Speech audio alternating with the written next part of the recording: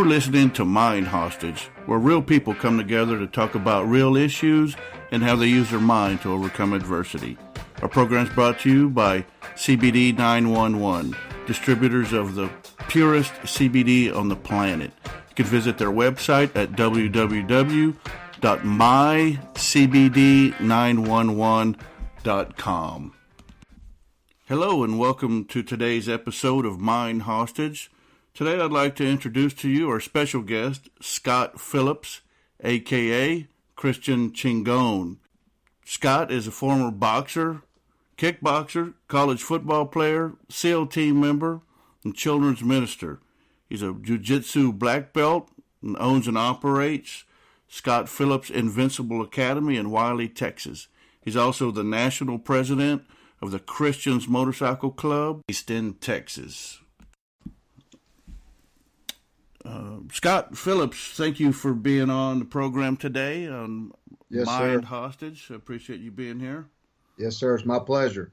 Now, Scott, I understand that you have a nickname that you go by. Your given name is Scott Phillips, but you go by Christian Chingon.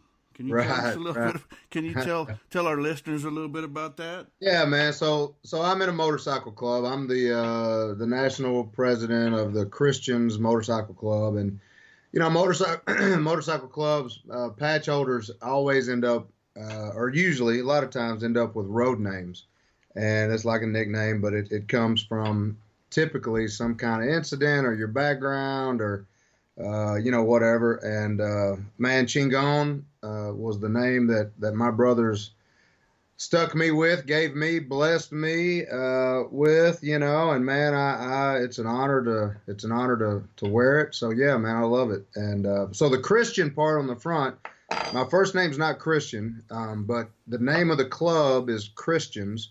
So that's just how we introduce ourselves. It's like the formal introduction, Christian Chingon, Christian Doc, Christian Cash, Christian Call, Christian Dump Truck, whatever it is. Okay. So that's it, bro. Now, a lot of the listeners may not know, I come from South Texas border, brother, and I know a little bit about the slang name, Mexican slang name Chingon, and the way I understand it, means badass. Does that have anything to do with it?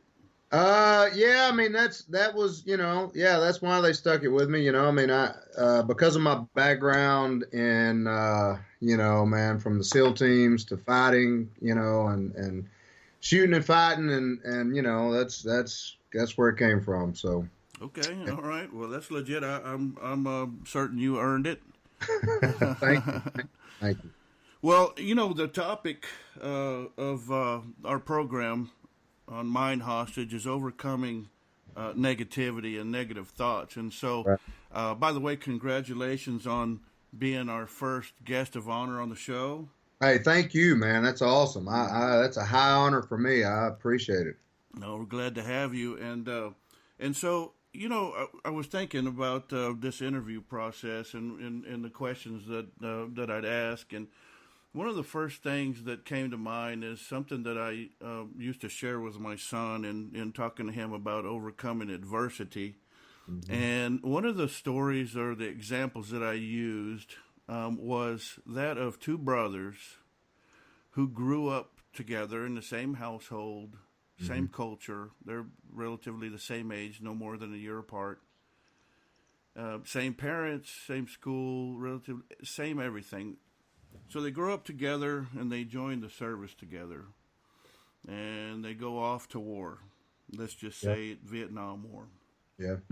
And these two guys who shared everything in common, same blood, same background, go to the same war together. They say have the very similar experiences in the war. And they come back, and one of these brothers goes on to be a successful entrepreneur. Yeah. And he lives life to the fullest. He's married, has children, enjoys life, has all the things that we dream about, the American dream. Right. The other brother, on the other hand, he takes to drinking and drugging. Mm-hmm. And he can't hold a job, has a hard time coping with life in general, has a negative outlook and a negative mindset, and ends up homeless and hard to reach. Yep. And so, as I use that example with my son, and look at these two that share virtually everything in common with two dramatically different outcomes, makes me wonder what separates these two, what makes these two different, Right. in the outcome. And Yep. so, having you on the show kind of fits right in with the story, because at the introduction, we talked about you in your Frogman SEAL team experience, and that one of the most grueling trainings and missions on the planet. Yep. And Chingon, I have no doubt, you being just a regular man, that there were times when you went through your training that maybe you wanted to give up. Man, there were times where I want to be very I want to be very clear about this, because the thought of quitting, and you'll hear guys that go through the training, man, and they'll say, man, anybody that says that they don't think about quitting is a liar. And what I'm going to say is, I never considered quitting. I thought about the act of quitting, and I, I mean, frankly, man, I was laying there one time on the, it was actually during Hell Week, and I was doing something what they call hygiene inspections, because during Hell Week, man, you just get nasty and gnarly, and so they basically put you down on this pad of concrete pretty close to the ocean. The freaking breeze is coming in off the ocean. You're freezing to death. You haven't had any sleep. It's probably, I don't know, man, Tuesday or Wednesday through the week, and they strip you down into your little your little tri-shorts, like underwear things, and they hose you down with cold water. And man, my hip flexors were cramping up so bad that they were lifting my feet up off the ground, and it felt like somebody was hitting me in the hips with a butcher knife in each leg. And the instructors were like, hey, we'll secure this evolution when we get a quitter. And so I'm laying there, and I'm like, all right, dude, go quit. Like, I'm hoping somebody goes and quits, so they'll stop the torture. And I was laying there, man, and just the idea of quitting, I'm just thinking about the idea of quitting. And I literally thought to myself, man, my mom was a single mom. My dad was a Force Recon Marine in Vietnam. My mom was a single mom. And it's funny, because I didn't think of my dad in that moment. I thought of my mom, and I thought to myself, man, if my mom was here, she wouldn't quit. That's how tough she is. And I was like, so I'll be danged if I'm going to quit, Wow. And so that's the only time I really thought even just simply the idea of quitting. But I'd never considered it, man. And I just wanted to be a Navy SEAL real bad. So, but I totally understand the situation that you're getting to. So anyway, yeah, I'm sorry, I didn't mean to go off on a track. No, that's perfect. That's perfect, because I think the thing that's interesting is that each of us have thoughts that go through our mind, and they may be different. They're our own thoughts that go through our mind, and I think the really and truly the moral of the story is here: how do we deal with those thoughts? Yeah. We all get those, and those thoughts may be based on our past experiences and how we were raised, or the voice inside our head that maybe it's the self-doubt tells us that we can't do something. And I think it's times like that when you were talking about your hip flexors were seizing up, and you were cold and miserable, and where you went was a place that you saw your mom, doing Right. the same thing, and then to know that she wasn't quit. So you had to go somewhere. Yeah. And I'll tell you this, man. I'll tell you another time. I'll tell you a time I did quit that I've regretted every day of my life since. And it probably, truth be told, it probably made such an impact on me later on that it actually helped me with some of that training. Was when I was playing football in college, man. I was young. I was going into my second year, my I guess it was my red shirt freshman year, And man, I was a starting middle linebacker at a Division I school. I had the world right where I wanted it. And man, I thought, and I'll just be frank, I was a horrible student, man. I hated school. I'd never developed any self-discipline growing up to be good at handling academics. I was, man, if I put in the work, I made A's, but I just wasn't real big on putting in the work. And so basically, man, I just wasn't having fun because of the academic side of it, because I wasn't handling that. And so I thought I was tired of playing football, and so I quit playing ball. And I didn't consult anybody. Matter of fact, my dad read about me quitting football in the Dallas Morning News, and which was kind of sorry on my part, but anyway, and so that's a time that was a time where I wished I would have simply made a different decision, and I wish that it would have been great if I'd have had somebody to speak into my life, to put their foot in my butt. I wish I would have had a man in my life that I respected, who was a football guy, or maybe even not, but just said, hey, look, you little punk. You think you're tired of playing ball now, but it's time just to suck it up, freaking drive on, and put his foot in my butt. And basically, as much as he could, not let me quit. And, ever since that decision, man, be honest with you, I haven't quit a whole lot of things. So, I think that's a pretty important point that you make, and especially these days, I think we've gotten away from that type of mentorship. When you say, somebody that would have put a foot in your butt, where, we have to be so concerned with hurting people's feelings today. Right. And, I don't operate that way. I put a foot in my own butt every day, and I talk pretty rough to myself. Yeah. I have pretty rough self-talk, because that's the only thing that I really understand. Right. And so the importance of that kind of mentorship, where somebody can be real with you, yeah. and how important that is today in today's society, where there's so many people that don't have that. Right, no doubt. Most people don't, man. Most young men don't have it, So yeah, and I think they want it. Oh, no doubt. They no doubt need it, but I think they really want it. Yeah. And I'll tell you, going back to your scenario, the two brothers, I think a lot of people don't understand the idea of accountability, man, and the fact that we are in charge of our own actions. We got to take responsibility for our own actions. And a lot of folks would listen to that story and they would go, well, man, those two brothers, even though they're brothers, their psychological makeup is this and that, and the brother that went off the deep end, man, like he was suffering from PTSD and the other one might not have been, and blah, blah, blah. And I'm going to tell you, man, I just think that's a bunch of crap. Here's because here's what I see.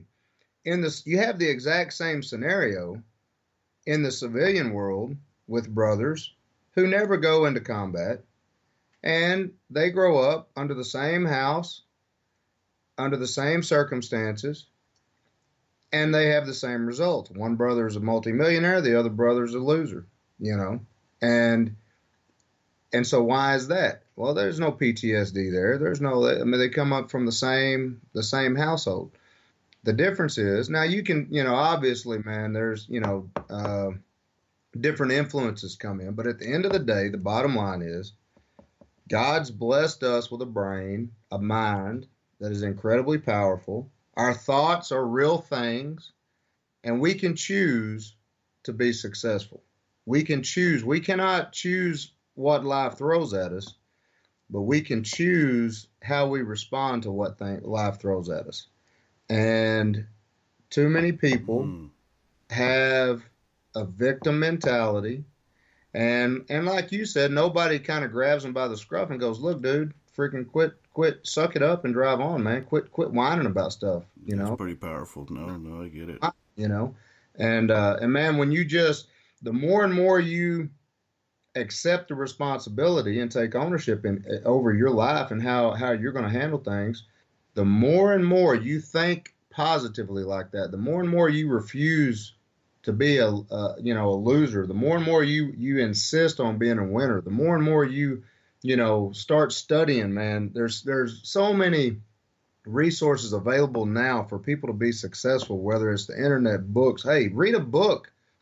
Like find somebody, saddle up next to somebody who who is successful, and spend some time with them, man. And all of these principles come straight out of the Bible, but people just, we've just gotten to the point where, and I have 4 sons. I've got 4 sons, and let me tell you something. They're all going to be successful. You know why? Because I refuse to let them refuse to be successful. There you go. And they're going to have they're different, man. Every one of them is different, but whatever it is they do, man, they expect to win. And when things don't work out the way, and they're not perfect. Nobody's perfect, and we have to have talks and kind of regroup on things. But anyway, the bottom line is, man, you can choose to be successful. And here's what I know: anybody that anybody that disagrees with that, I don't give a crap. They're wrong. There are too many examples in life of people with no education who just refuse to not win. And man, the list is it's unending. So. Well, one of the things, and I'm guilty of this, and until I finally had an epiphany one day, but I don't think you can talk to very many people where within the scope of the conversation, they don't make an excuse for something. Right. And I think we get caught up sometimes making excuses, and that's that negative self-talk. I think where we try to excuse everything, and one of the things that I feel like is important about that is while we're making excuses, we're blaming our situation or problems on something or someone else, and that's a failure of our accepting responsibility for our own actions and our own behaviors and our own situation. Yeah, absolutely. Absolutely. And so, I think if we can get away from making excuses, and I think that's where that mentor comes in, where they don't accept an excuse. Yeah, man. Now I'm in favor of, speaking to people in a way where they'll hear it. You know what I mean? Like some folks, man, you can just be brutally direct. Other folks, using a little verbal jujitsu, is also beneficial. But as a matter of fact, I was around a guy this weekend, and man, I love the dude. Something happened, and it was 100% his fault. And I heard him the night before making excuses, and I was like, hey, man.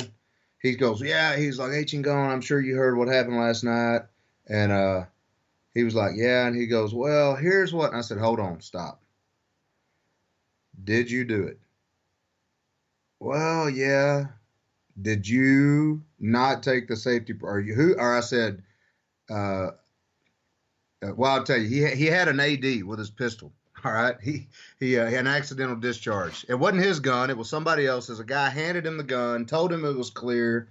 And he pointed it at the ground, pulled the trigger, and the gun went off. Bang, shoot it, shot it. Hey, hey, man, he pointed in a safe direction. Yeah, nobody got hurt, blah, blah, blah. Embarrassed him, obviously, But he was trying to skirt the responsibility. And he was like, and we didn't know the guy that handed him the gun. It was just another guy from down the campsite.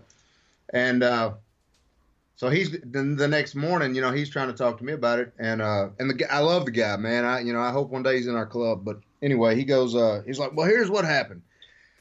He goes, man, the guy gives me the gun. I said, stop. I said, did you pull the trigger? Well, I said, it's yes or no. It's a yes or no answer. Yes, sir. I said, okay. Who did not make sure the gun was unloaded before you pulled the trigger? Me. Whose fault was it? Me. All right. Good. And then I was like, hey, but good job not shooting your foot, pointing in the direction. But, it was just, and he really, subconsciously, he was trying to deflect the responsibility, but hey, man, that was a situation. And this is a rough, guy that I could speak to. And man, he's going to remember that for the rest of his life. I promise you, if there's anybody on the planet who will never have another AD, it'll be that guy, you know. Well, the only way that we can really improve and get better is to accept that responsibility, to own it, and to go, Uh, what? Yeah, I screwed uh, up, abs- and I need to figure out how not to screw up again, or not screw up as bad the next time.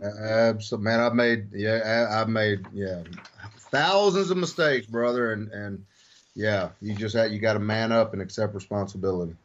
Well, hey, in addition to your SEAL team training, man, you also own a jiu-jitsu studio. It looks like you have some experience as a kickboxer and a boxer and a martial artist, and you trained under one of the greatest Yeah. of all time in jiu-jitsu, one of the Gracies. Tell Uh, me a little bit about your fighting background. Man, so I grew up fighting. I grew up in it was a small town back then, Wiley, Texas, and I wasn't, man, I was never a bully, but I was always I was always a willing participant. I'll put it like that. If anybody ever wanted to get down, so I grew up doing that, man, and I got into the martial arts when I was young, and I boxed competitively. I kickboxed competitively. And, I was always looking for the holy grail in combat, man. I always wanted to be the best I could be. So whenever when I thought I was tired of playing football, I looked around and I considered myself to be a warrior. So I looked around where the best warriors on earth were. And I talked to a bunch of the different branches in the military. And I settled on the SEAL teams. And then, man, God bless me, I made it through the training. I got stationed in Hawaii. And this was around the time when the first Ultimate Fighting Championship came on, and Hoist Gracie dismantled everybody, little skinny Brazilian guy. You're dating yourself, brother. Yeah, I know. Oh, I know. And so when I was in high school, man, I remember reading about those guys and about how they had an open challenge for anybody to go to their gym and compete, fight. And and years later, I saw the videos, and they were always very gentle with whipping these guys' butts. And they fought Olympic wrestlers, man. They fought world champion kickboxers. They fought professional boxers. They fought everybody, and they easily whipped everybody because nobody knew jiu-jitsu. And when you pitted jiu-jitsu versus wrestling, jiu-jitsu versus karate, jiu-jitsu versus kung fu, jiu-jitsu versus boxing versus kickboxing, whatever, jiu-jitsu won. And so I got stationed in Hawaii, and I wanted to go to a team on the East Coast, but they sent my entire class to Hawaii. And man, it was a blessing because Helson Gracie, who is the older brother of Hoist Gracie. Hoist is the one that fought in the first UFCs. Helson was his coach back then in the first few UFCs. Helson lived in Hawaii. And there was already a few guys at my team training with him. And so I showed up, and they're like, "Hey, man, you like to fight?" I'm like, "Yeah, I like to fight." And so I started training with him. And, that was 25 years ago, and I've trained consistently ever since. He's the guy that I got my black belt from. I was very fortunate to travel to Brazil with him, and his first competition team that he took to Brazil, I was part of that. We went over there, man, and had a blast. And so that's how I got into jiu-jitsu originally. Then when I got back here, pretty much when I got back here, there were no jiu-jitsu academies close to me, so I started teaching just different guys. And I've taught probably for the last 15 years, and now I own an academy and full-time. That's what I do full-time. We have church there on the weekend, so I'm also one of the pastors at the church. But man, we're running jiu-jitsu classes and Muay Thai classes 6 days a week, multiple classes per day, training people from 5 years old to I think our oldest student is 72. That's awesome. Yeah, it's been a huge blessing. Well, I'd like to switch gears right there, man, because I want to try to break down some of these stereotypes. Number one, of warrior men, and men with tattoos and beards and bikers. And I get it. That's my background. Yeah. and break down some stereotypes, because one of the things that I know about you is that you're a children's minister, and you also teach a lot of children in your jujitsu Yeah. studio, man. And I think that's an amazing thing. I thank you for giving back, but tell me a little bit about your desire to work with children. I mean, here you are, accomplished martial artist. You grew up fighting with that warrior mentality. You went through the frog team. I'm sure you've experienced many things that you'd probably rather not talk about. And here you are giving back to the kids. Tell me a little bit about that. I'll be honest with you. So when when I started raising my boys, God just gave me a heart for kids. My sons were awesome. I loved them. I mean, any father, was going to tell you they love their boys, but man, they were just such a blessing, man. God's blessed us. My wife and I and the boys are incredible. And so I was very fortunate. I got to coach them in Little League, and I actually coached two of my sons all the way up through varsity football and basketball. And along the way, God just he put a burden on my heart for the lack of godly, masculine, not male, but masculine leadership that so many kids lack. If you go to a whole lot of churches, you see, and in the children's ministry, it's primarily women teaching the kids. And if you go to schools, it's primarily women teaching the kids. And if you go to private schools, it's primarily women teaching the kids. And so, which, man, I love them. Those women are awesome. If it weren't for them, the churches, would lack a lot of leadership, man, with them. And so so I started praying about, and I felt God calling me into ministry. Now, I felt like my ministry was going to be coaching high school varsity football, and that would be my ministry. That would be how I would be able to reach out to kids, boys in particular.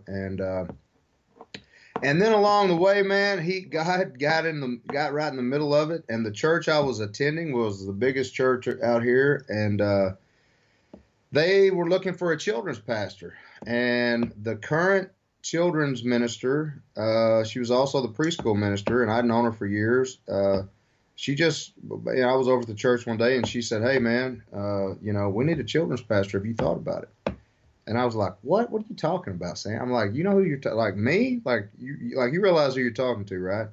And she's like, "Yeah." She said, "I think you'd be great." And I said, "Well," and I didn't even know what she did. I had kids in the children's ministry, but I didn't even know what she really did, And so I said, "Well, hey, send me whatever." And I researched it a little bit, and I talked to the pastor. And I told him I would pray about it, and I prayed about it, and I prayed for about a week, and I just didn't get any. I didn't get any clarification. I didn't get an answer from God. And at the time, my mom was going through some cancer, so I thought she was going to come in. So I was kind of nervous about the income. I knew I was going to have to, take a big pay cut. And I told the pastor, I was like, "Man, I don't think that's going to be my gig." And he was like, "Well, hey, keep praying about it." And he said, "And when you pray, really," he goes, "like, really pray about it and really listen, So I prayed for about another week. And I was in a hotel room. I was doing some traveling. I was in a hotel room, and I was reading, and God just very clearly made me understand that if I wanted to be a masculine, a godly influence for kids, that being a children's pastor, that this was the best opportunity that I could possibly get. And so I went back and I said, "Hey, I'll put my resume in." And it was kind of funny because I knew all the guys on the search team, and they were in the middle of a nationwide search. They had people much more qualified theoretically. And one of the guys on the search team called me, and he was like, "Hey, man," he was like, I got your resume for this children's pastor position. Like, is this a joke?" And I said, "No, man." I said, "No, it's not a joke." And he was like, "Well, I'm looking at your resume, and it's like killing.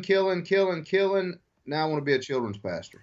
And I said, "Well, hey," I told him, I said, "Well, hey, have you ever looked at any of the quote unquote resumes of the men in the Bible?" Right. And he was like, "Good point, man. Mm-hmm. Look, bro, I don't, I said, understand this. I'm praying for God to put His man in that role because I still had kids in the children's ministry, and if I wasn't that guy, I wanted Him to put God's man in that position." And so, man, and basically the Holy Spirit got involved. They didn't go with the guy that they were really focusing in on. Man, the Holy Spirit got involved. Some things came to light, and then, man, they hired me. So I did that for a while until I moved into a different position within that church, and and then God moved us out of that church into Invincible Academy. And now, man, I get to spend, basically my whole life revolves around training and discipling and mentoring kids and adults. We got a great adult program as well. So, No, that's awesome. That's awesome. I think I don't know about you. I try to give back. Made a lot of mistakes, and I've tried to learn from those mistakes, and I really work to try to give back and do God's will. Whenever possible. right on, right on. And you talk about the stereotypes and all that. Man, here's the deal. Uh, Society is kind of the one that's twisted the stereotypes because if you look, there's a passage in the Bible where Jesus is talking about John the Baptist, and John the Baptist was in. He actually sent his guys to go out and check out Jesus, and Jesus points out the fact that he says, "Hey, look, man." When you came out in the wilderness to see a prophet, did you come out to find a weakling? And he said, did you come out to find somebody living in wearing fancy clothes? And Jesus said, no, you didn't. He said, the weak people, and people that wear fancy clothes. He was like, they live in king's palaces. They said, you came out to see a prophet. And he said, and of the people that have ever been born, there is none greater than John the Baptist. And John the Baptist, everybody knows, was a wild man, man. Like he was a wilderness guy. He looked. If you took one of our guys, I mean, like I got dudes in my club that if you took their cut off, put it on John the Baptist, he would look like dudes in our club. And it just struck me that's who Jesus pointed out as no other man born of a woman is as great as John the Baptist, this rough, straight shooting, guy from the wilderness. And so, and if you look at, and I don't know if you've been to Israel, or if you look at all the men in the Bible, man, they were rough dudes. Jesus was the hardest cat that's ever walked the planet. All his disciples were rough guys. David, who said, the Lord said he's a man after my own heart, man. He was a freaking warrior. He was a rough dude. And so the idea that Christians are only clean cut, very, straight kind of nice guys is just inaccurate. Now, are a lot of Christians that way? Absolutely, man. Some of my best friends are like that. You know what I mean? Like, and I'm not talking about false masculinity. I'm not talking about being bullies or trying to be a tough guy. I'm just talking about authenticity. I mean, It's just, it is it is what it is. And so, the stereotype, man, look, so many people want to throw stereotypes out and they want to do that, and it's all just an excuse. It's an excuse for them not to take accountability for their own action. Again, Man, I've sat amongst warriors and amongst men and some of the roughest cats on this planet, and we've shared tears together. Bro. Yeah. So just to embrace that human spirit, man, and real people, and so, well, hey, as we wrap this up, man, we talked about quite a few really interesting topics here, man. But I want you to just share with us as we prepare to end this show. One of the most important things you think in maintaining a positive mindset and getting through, everyday adversity? I'll tell you, a couple of things, man. Obviously, I'm gonna tell people, that if they don't have a relationship with the Lord, I would hope and pray for them that they would seek somebody out that can help them with that. Okay, so that's first and foremost, obviously. As far as practical application and some action steps, the first thing I would do, I would tell everybody out there that if you want to be successful in life, there's a book and it's called Think and Grow Rich. I've got it, brother. I'm reading it now. Perfect. It's by Napoleon Hill. And look, just trust me, trust JoJo, trust us. Just read the book. Now, how you apply it, whether it's a business, it's not talking about thinking and growing rich financially exclusively. It's talking about growing rich in relationships and success and achievements and your personal contentment. But frankly, it's got all that. It's got the game plan in there. It tells you it talks about goal setting. It talks about self-talk, auto-suggestion. It talks about faith. It talks about visualization. It talks about the leadership qualities, the practical things that you have to do from a day-to-day basis to be successful, to stay positive. And so that would be the second thing. So a relationship with the Lord, start reading that book. And then the third thing is this. And this just is what it is. If you want to be mentally tough, well, then just be tough. If you want to get in shape, then get in shape.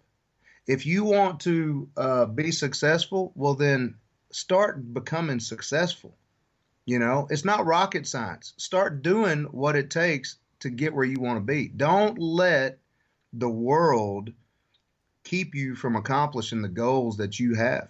God gave you a brain and a mind that will allow you to accomplish whatever you want to accomplish in life.